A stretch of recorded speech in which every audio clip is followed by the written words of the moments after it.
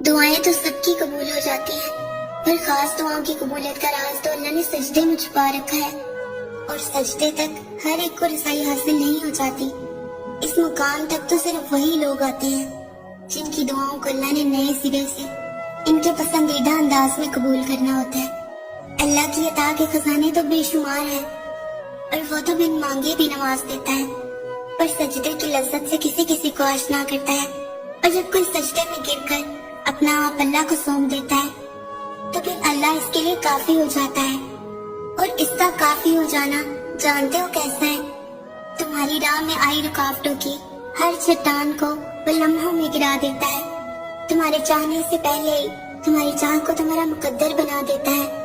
تمہاری دعا میں ہاتھ اٹھنے سے پہلے ہی دعاؤں کو قبول فرما لیتا ہے، تمہارے دکھ، درد، تکلیفیں وہ پہلے سجدے میں ہی سمیٹ لیتا ہے، اور تم پر اپنی رحمت کی چادر چڑھا دیتا ہے۔